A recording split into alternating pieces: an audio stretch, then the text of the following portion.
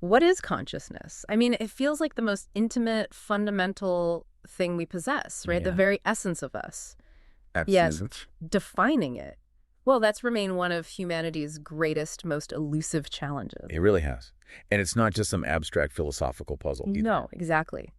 Our understanding of consciousness, or lack thereof, deeply shapes everything. Think about medicine, technology, even the basic question of what it means to be alive. And that's precisely why we're here today. Yeah. We're doing a deep dive into consciousness, exploring the many ways it's been understood, fiercely debated, and scientifically investigated across millennia. Right. Our mission is to unpack the core insights from your source material, which is a really comprehensive exploration of consciousness from Wikipedia. And it's worth saying right up front, despite centuries of people thinking about this, the term consciousness apparently has around 40 different meanings attributed to it. 40. Yeah, with no universally accepted one. That immediately tells you something about the complexity we're facing, doesn't it? It absolutely does. It sets the stage for, well, a fascinating, if challenging, discussion. So let's jump right into this problem of definition. Merriam-Webster gives a simple definition: awareness of a state or object. It's straightforward enough. But the actual nature of consciousness has sparked, and this is a quote, millennia of analyses, explanations, and debate. What stands out to you about this initial ambiguity, especially how the idea has changed? Well, what's really striking is just how much the meaning itself has shifted over time. You know, in the past, it was often confined to one's inner life. Like introspection. Exactly, the world of introspection, private thoughts, feelings. But today, the term has broadened out quite a bit. It can encompass any kind of cognition, experience, feeling, or perception. So much wider. Much wider, including even awareness of awareness, or what we call self-awareness. And this expansion is significant because it pulls in such a, well, disparate range of research: neuroscience, psychology, philosophy. It makes you wonder if everyone's even asking the right questions. You know, are they all studying the same thing? It's like trying to pin down smoke. And speaking of skepticism, there's a really provocative quote from Stuart Sutherland in the 1989 Macmillan Dictionary of Psychology. Oh. He claimed the term is impossible to define, and maybe even more controversially said, nothing worth reading has been written on it. Wow. That's bold. A bit harsh, maybe. Extremely bold, dismissing centuries of thought just like that. Well, it certainly highlights what Max Velleman's pointed out in 2009, this deep level of confusion and internal division among the experts themselves. Because they can't agree on the basics. Largely, yes. Yeah. Velleman's argued it stems from lacking a sufficiently well-specified use of the term. They're not all on the same page about what phenomena they're actually investigating. Okay. Now, contrast that with someone like Julian Jaynes. He really insisted on the importance of introspection. For him, consciousness was specific and important but small part of human mentality, quite distinct from unconscious stuff like perception or attention. So a much tighter definition there, focused on that inner self-aware part. Exactly. And for, those of us just trying to make sense of our own minds day to day, Daniel Kahneman's idea of System 1 and System 2 might ring a bell. Oh, yeah.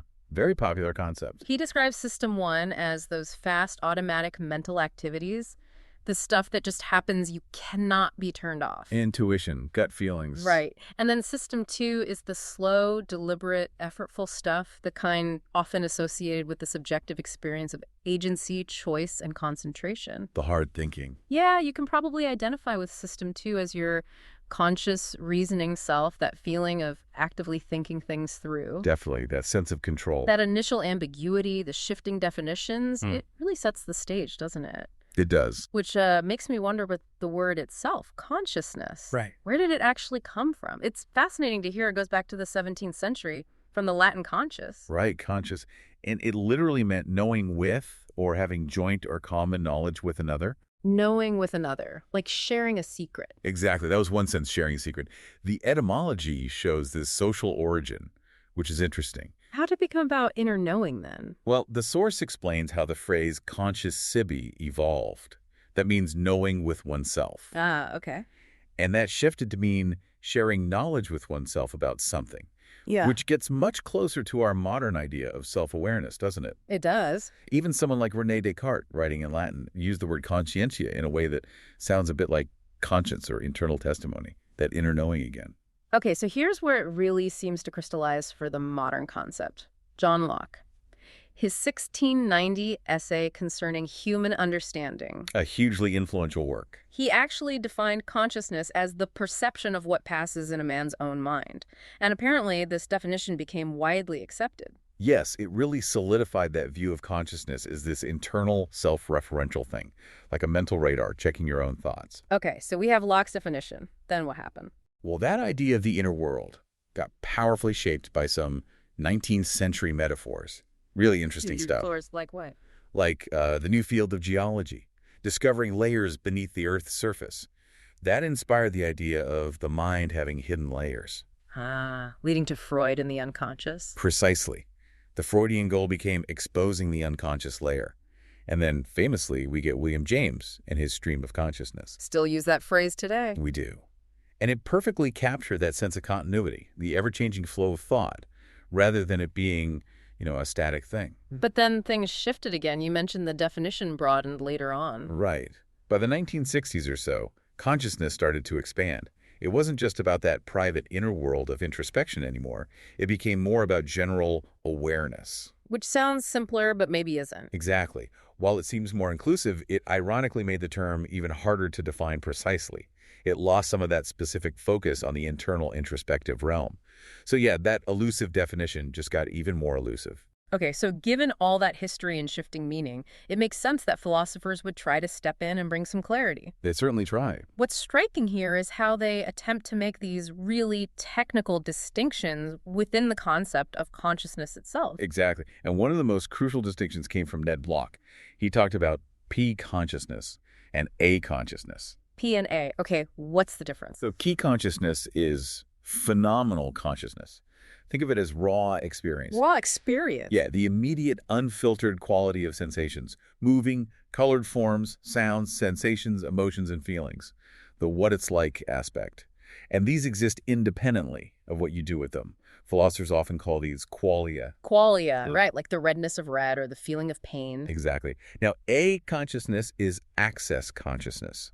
This is about information that's accessible for things like verbal report, reasoning, and the control of behavior. So stuff you can actually think about and talk about. Precisely.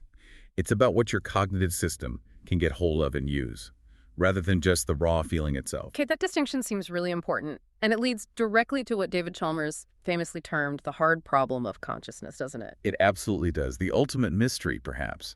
How can mental experience arise from a physical basis? How does brain stuff, neurons firing, turn into the subjective feeling of, say, the scent of a rose or the pain of a headache? That's the crux of it. Those subjective qualitative properties, the qualia we just mentioned, how do they come from physical processes? Which just brings us smack into the classic mind-body problem. Yep, the big one.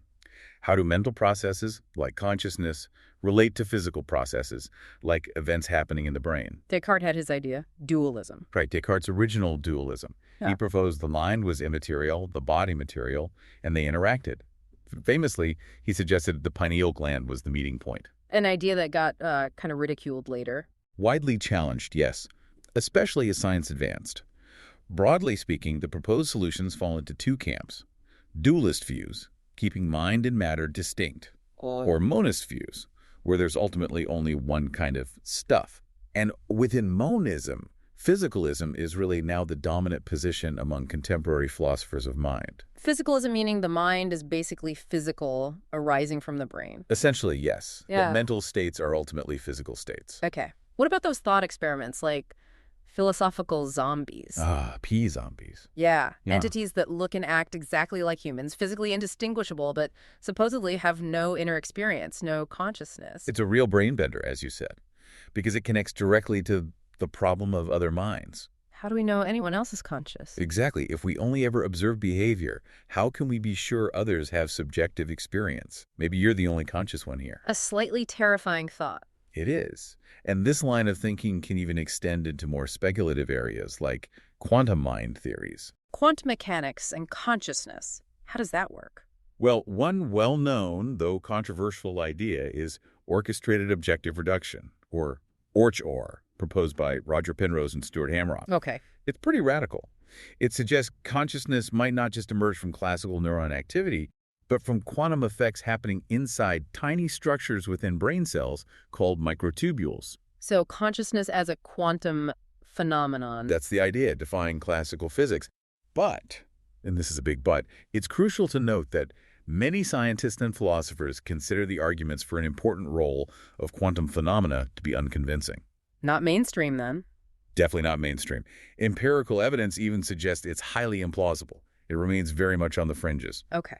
Then there's another deep philosophical puzzle, the problem of personal identity, including what Ben Shelley called the vertiginous question.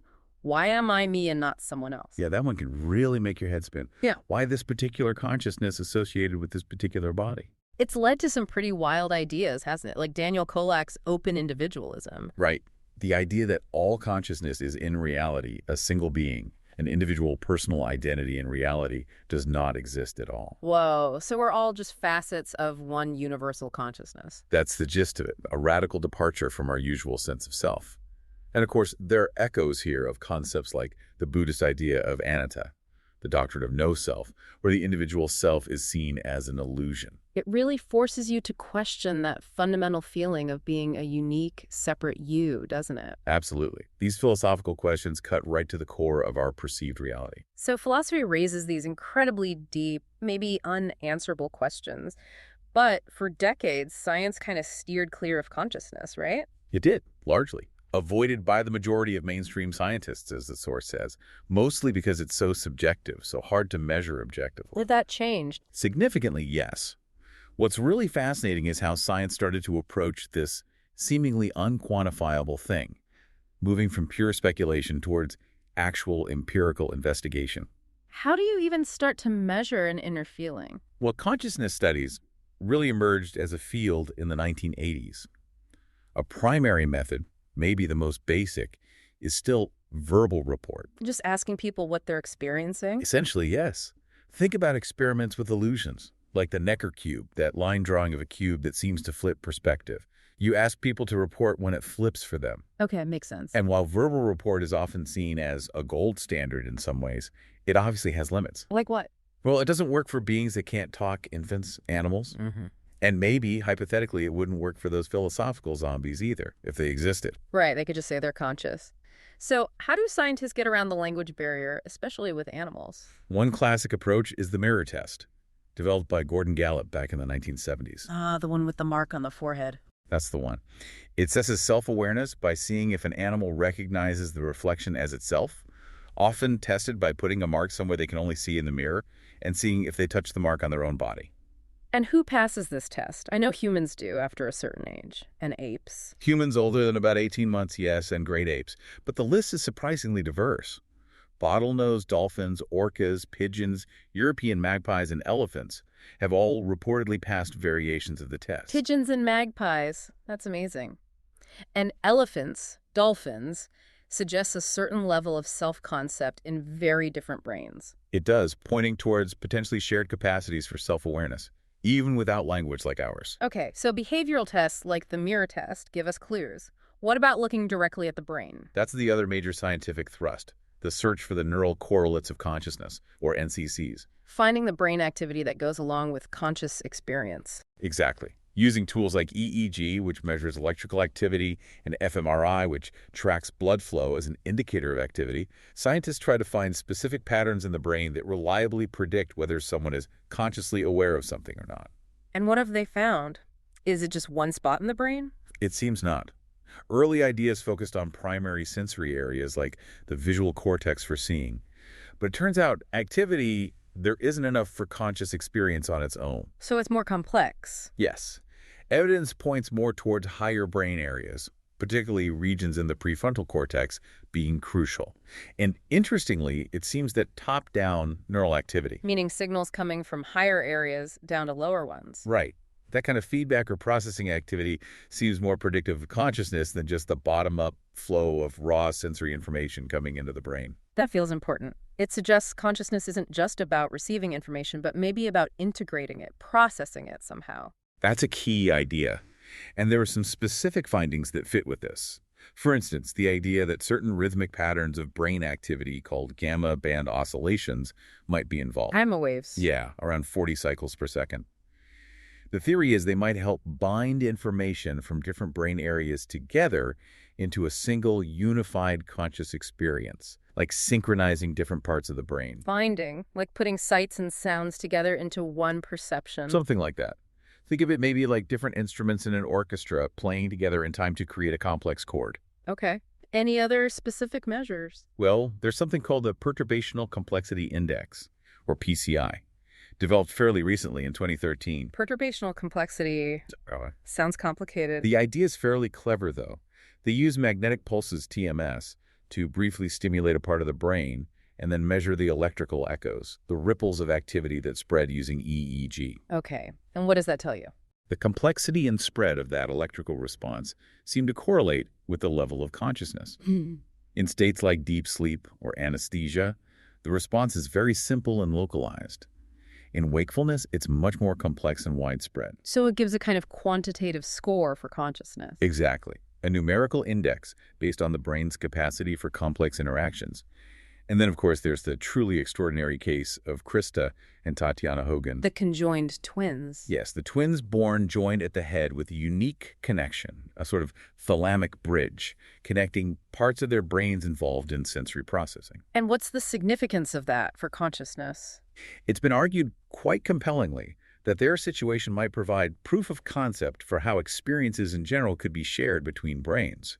There's evidence suggesting one twin can experience sensations felt by the other. Wow, that's almost unbelievable, like a natural experiment in shared consciousness. It's truly remarkable, yes. It pushes the boundaries of our understanding of individual experience and brain function. Okay, so we have these findings, these potential correlates. What about broader scientific theories or models of consciousness? There are several prominent ones. One well-known model is global workspace theory, GWT, proposed by Bernard Bars. The theater metaphor. That's the one. It pictures conscious processes like information being broadcast from an illuminated stage, the global workspace, to a wide audience of unconscious specialized processors throughout the brain. Consciousness integrates and makes information globally available. Okay, that makes intuitive sense. What else? Then there's integrated information theory, IIT, developed by Giulio Tononi. IoT, I've heard of that one. It's mathematically quite complex, but the core idea is that consciousness arises when a system can integrate a large amount of information. Consciousness is integrated information, quantified by a value called phi. So the more complex the integration, the more conscious the system. That's the basic idea. It's been highly influential, generating a lot of research. However, it also recently faced significant criticism, being slammed as pseudoscience by a group of scholars. Pseudoscience. That's strong. Why? The critics argue that some of its core tenets are untestable or unfalsifiable, making it more philosophical than scientific, despite its mathematical formulation. It sparked a major academic debate about what counts as a proper scientific theory of consciousness. So a lot of controversy there. Any other models? There's also attention schema theory from Michael Graziano. His idea is that our brains build a simplified model, a schema, not just of things in the world, but of our own process of attention. Consciousness is the brain's model of attention. A model of attention. Why would we need that? To help predict our own behavior and the behavior of others. By modeling where attention is focused, we can better understand and anticipate actions. Interesting angle. And what about specific brain structures? Didn't Francis Crick get involved? He did, yes. Crick, famous for DNA, later turned to consciousness. He and Christoph Koch once proposed the claustrum. A thin, sheet-like structure deep in the brain might act as a kind of conductor for consciousness, integrating information. Yeah, coordinating everything. But more recent studies have challenged that specific role. Some now suggest the claustrum might be more like a router, efficiently transferring information between different cortical areas rather than the seat of consciousness itself. The debate continues. So lots of theories, ongoing research, ongoing debate. But the big why still looms, doesn't it? Why did consciousness evolve in the first place? Does it actually do anything useful? Does it have survival value? That's a fundamental question, and not everyone agrees on the answer. There's the epiphenomenalist view. Epiphenomenalism. Yeah, the idea that consciousness is just a byproduct, something that emerges from brain activity, but doesn't actually cause anything itself. Thomas Henry Huxley famously compared it to the steam whistle, which accompanies the work of a locomotive engine without influence upon its machinery. So like the whistle, it makes noise, but it doesn't make the train go. Consciousness is just there. In that view, yes, it's causally inert. But many others, like William James and later Karl Popper, strongly disagreed. What was their argument? They basically argued from an evolutionary standpoint. If consciousness is complex and metabolically costly for the brain to produce, and if it's been preserved by natural selection over millions of years, Then it must be doing something beneficial. exactly, it must have been efficacious in some way. It must have provided some advantage for survival or reproduction. What that advantage is, precisely, is still debated. But the argument is that it couldn't just be a useless add-on. That makes a lot of intuitive sense, I think. If it exists, surely it serves some purpose. Okay, shifting gears slightly. We mostly experience the world in our normal, everyday waking state. But that's just one possibility, right? Let's talk about altered states of consciousness. Absolutely. Our typical waking consciousness is just one point on a spectrum. There are natural altered states we all experience. Like sleep and dreaming. Exactly. Sleep and dreaming involve profoundly different brain activity patterns, subjective experiences or lack thereof in deep sleep, and significant disruptions to memory formation compared to when we're awake. And besides sleep. Well, things like partial epileptic seizures can dramatically alter consciousness. Bruh. And of course, there are psychoactive drugs. Alcohol, obviously. Alcohol, yes, but also psychedelics like LSD or psilocybin, which are known to significantly affect the brain's serotonin system and can induce profound changes in perception, thought, and sense of self. Right. Has research looked into what characterizes these drug-induced states? Yes, some research is trying to quantify the subjective effects. One study identified 11 significant factors often reported in these states, things like changes in perception, but also often including experiences described as experience of unity or spiritual experience. Unity, like feeling connected to everything. Often described that way, yes. A sense of boundary dissolution between the self and the world, which can feel very profound and meaningful to the person experiencing it. Okay. And finally, let's touch on the medical perspective. This is where assessing consciousness becomes incredibly practical and critical. Absolutely crucial. Clinicians need ways to gauge awareness, moving along a continuum from full alertness down through various disorders of consciousness. Like coma. Coma, yes, but also states like the minimally conscious state, where there's some inconsistent evidence of awareness, or the persistent vegetative state, where wakefulness cycles remain, but there's no sign of awareness. Right. And ultimately, brain death, which is legally defined as the irreversible cessation of all brain function. It's vital to distinguish between those states for treatment and prognosis. Absolutely. And within medicine, there's a truly fascinating and often quite baffling condition related to awareness called anosognosia. Anosognosia. It means unawareness of disease or deficit. It's where patients, typically after a stroke affecting certain brain areas, genuinely misunderstand the nature of the problem or deny that there is anything wrong with them. Even when the problem is obvious. Yes. For example, a patient might be paralyzed on one side of their body, but insists they can move perfectly fine, even offering excuses for why they aren't moving when asked. Or someone with Anton Babinski syndrome. What's that? That's a condition where someone becomes blind due to brain damage, but they vehemently deny being blind and claim to be able to see normally, often confabulating visual experiences despite clear evidence they can't see. Wow. That's hard to fathom. They genuinely don't realize they're blind or paralyzed. The condition suggests they genuinely lack awareness of their own deficit. It's not just denial in the psychological sense. It seems their brain's ability to recognize the deficit itself is damaged. It really underscores how complex our awareness of our own state is and how fragile it can be. That's a truly profound example of how the brain constructs, or fails to construct, our reality. Okay, let's broaden the view one last time. We've talked mostly about humans. What about consciousness beyond us? In non-human animals, or maybe even artificial intelligence? This takes us right back to that problem of other minds, but maybe even amplified. Especially with animals, given their lack of human language, how can we possibly know what they experience internally? Right. Thomas Nagel's famous essay comes to mind. What is it like to be a bat? Exactly.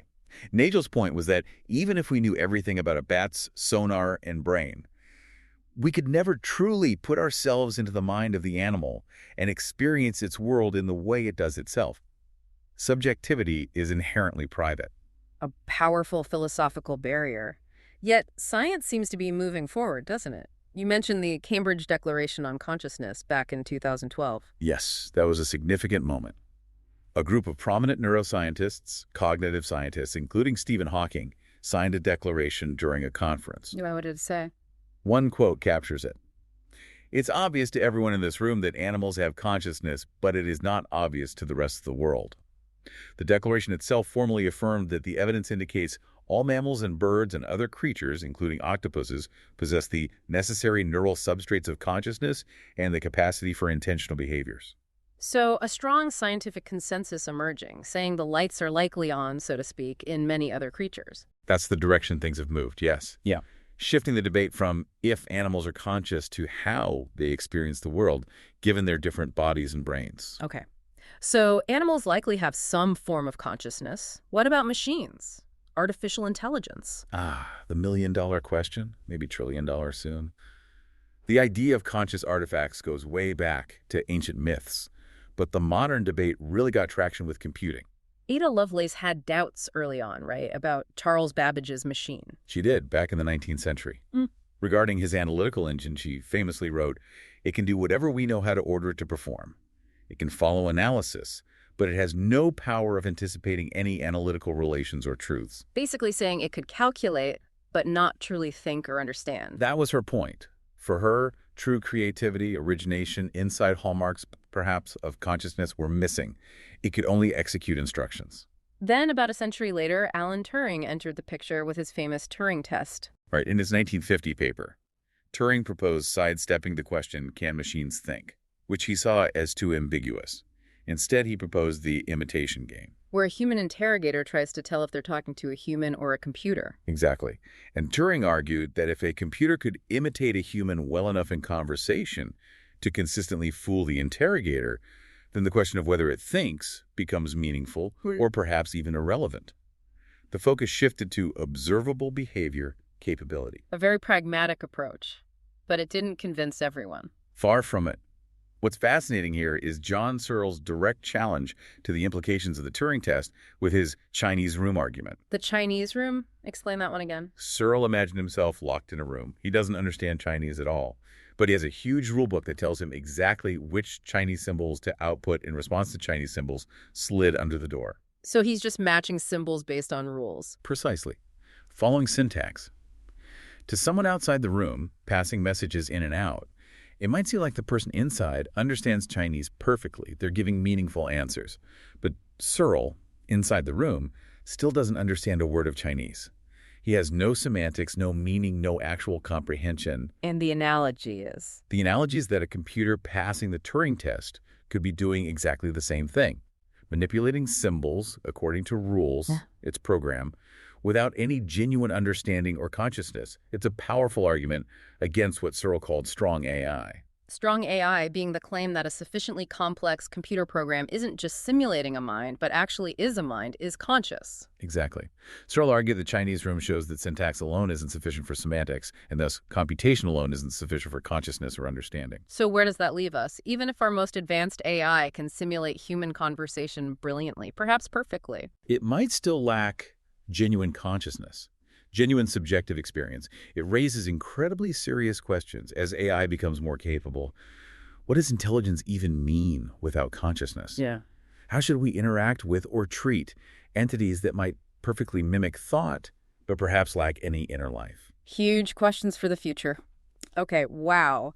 We have covered a lot of ground. We've navigated this incredibly complex, often contradictory landscape of consciousness. We really have. From the struggle just to define the word, through historical shifts and metaphors. To the deep philosophical problems of qualia and the mind-body connection. Then into the scientific quest for neural correlates, the mirror test, brainwaves, complex theories like GWT and IIT. Thinking about evolution, altered states, and the fascinating medical cases like anosognosia.